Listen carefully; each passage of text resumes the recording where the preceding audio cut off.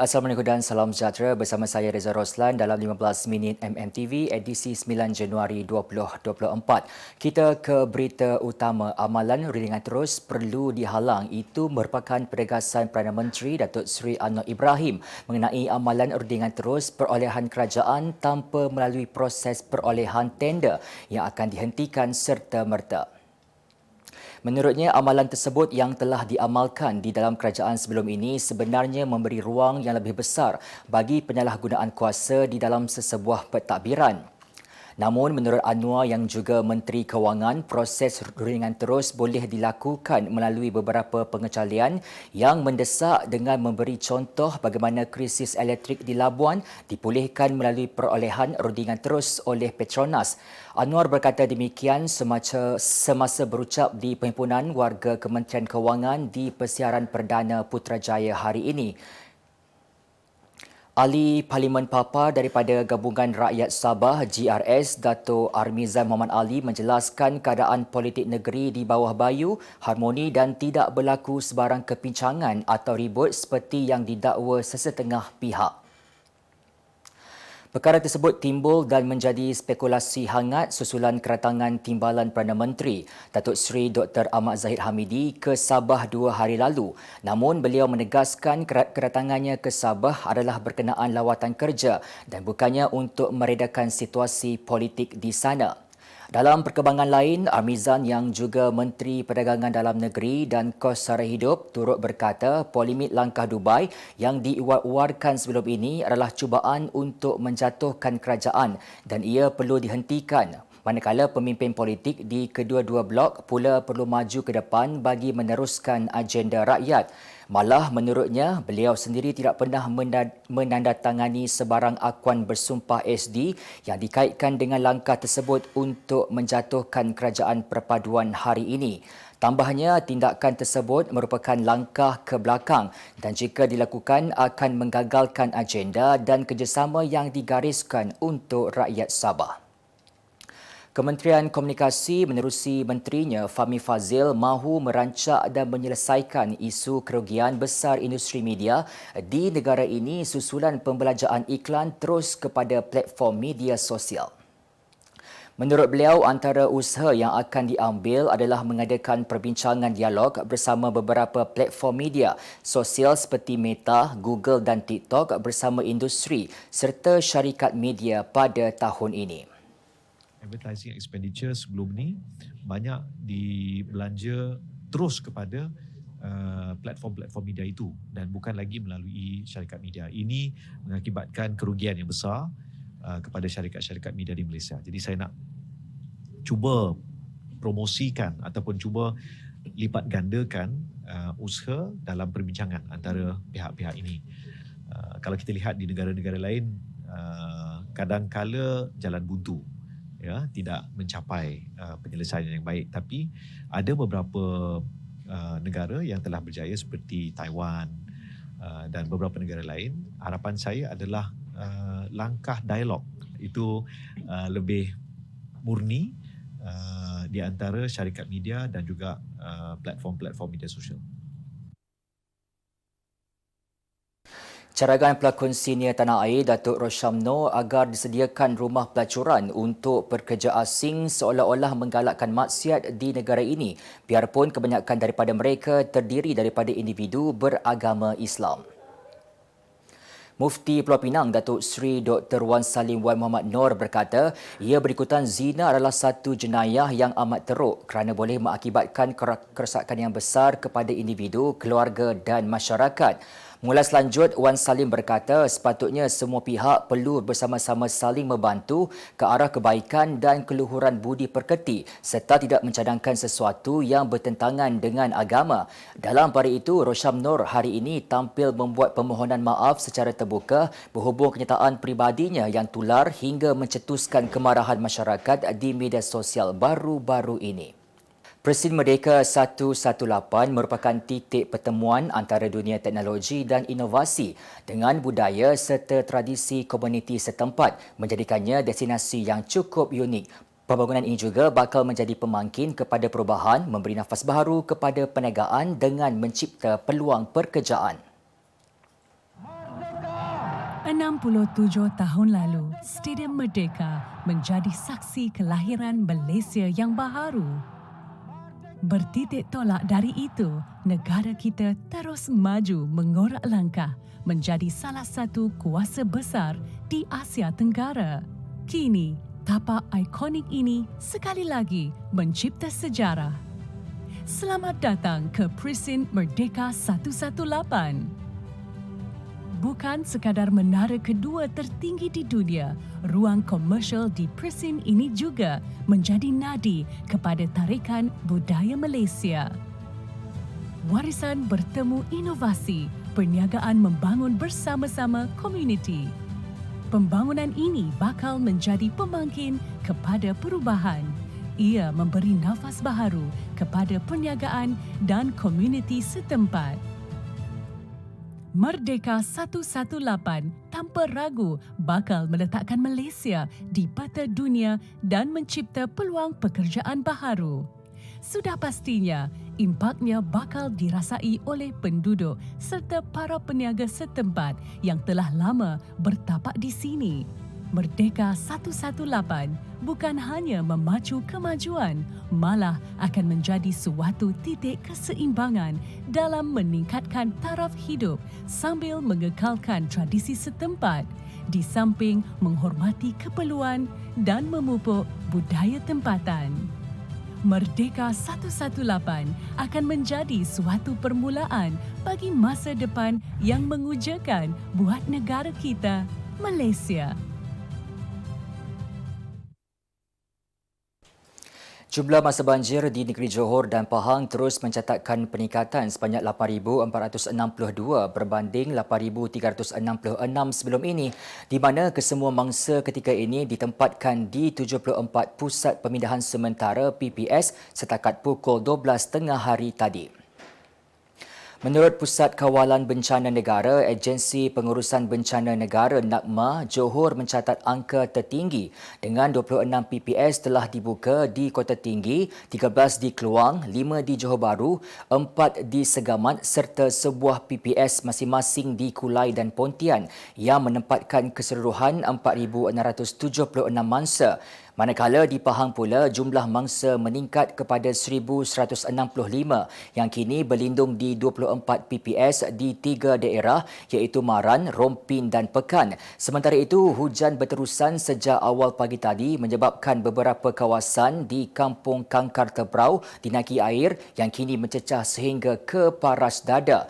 Dalam perkembangan sama, tinjauan situasi status stesen telemetri Jabatan Pengairan dan Saliran mendapati terdapat 60 jalan telah ditutup akibat bencana banjir termasuk jabatan rosak dan tanah runtuh. Antaranya melibatkan Jalan Kota Tinggi Mersing di Kota Tinggi Johor, Jalan Sungai Sam ke Dabung, Jeli di Kelantan, Jalan Bukit Jugra di Kuala Langat, Selangor dan Jalan Salong Cini di Pekan Pahang. Saya memang rasa Zahirah kelihatan macam seorang bibik. Itu kenyataan pelakon sensasi Fatia Latif mempertahankan tindakannya menyindir pasangan selebriti Zahirah Melwison dan Aiman Hakim Riza secara terang-terangan menerusi laman sosial. Fatia atau nama sebenarnya Nur Fatia Abdul Latif, 37 tahun berkata pendapatnya adalah bersifat peribadi dan berlandaskan undang-undang kebebasan bersuara yang diamalkan di negara ini.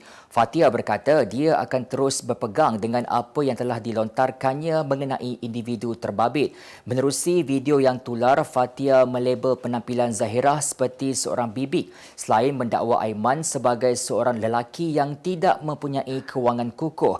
Sebelum ini, Fatia pernah menjalin hubungan cinta dengan Aiman, namun perhubungan mereka berakhir pada Disember 2015. Berita luar negara, sebuah telefon pintar jenama iPhone milik penumpang pesawat Alaska Airlines yang jatuh dari ketinggian 5,000 meter ditemui dalam keadaan baik tanpa sebarang kesan retakan. Menerusi platform X, seorang lelaki bernama Sean Bates dari Washington telah menemukan telefon tersebut di tepi jalan dan berada dalam keadaan baik selain bateri peranti itu masih mempunyai kapasiti 44%. Peranti itu dipercayai tersedut keluar dari penerbangan 1282 Alaska Airlines pada Jumaat lalu selepas panel fuselage pesawat itu tercabut sehingga meninggalkan kesan lubang pada bahagian dinding pesawat berkenaan. Dalam kejadian itu, beberapa item termasuk AirPods dan baju seorang kanak-kanak lelaki disedut keluar dari kabin. Robot anjing diberi nama Hounds berjaya mencipta rekod larian 100 meter terpantas di dunia. Pada kelajuan purata 18.12 km sejam, Hound mampu menempuh jarak tersebut dengan masa 19.87 saat. Menurut portal rekod dunia Guinness, Hound dibangunkan oleh makmal kawalan dan reka bentuk robot dinamik di Institut Sains dan Teknologi Termaju Korea di Daejeon, Korea Selatan. Hound dilengkapi kaki ringan khusus untuk larian pecut dan mempunyai berat sekitar 45 kg yang hampir serupa dengan anjing jantan bulldog Amerika dewasa. Robot berkenaan direka bentuk dengan rangkaian gerakan yang komprehensif untuk menyediakan model konfigurasi penggerak selari bersama sistem takal tali pinggang untuk menghantar penggerak lutut ke sendi. Kemas kini pengetahuan anda tentang isu ekonomi dan pasaran. Merangkumi sektor hartanah, perniagaan, keuangan, komoditi, IKS, halal niaga dan dunia korporat. Sentiasa ikuti perkembangan ekonomi semasa di dalam dan luar negara. Semua informasi terkini hanya di hujung jari. Dapatkan edisi ringgit setiap Isnin hanya di Akhbar Utusan Malaysia.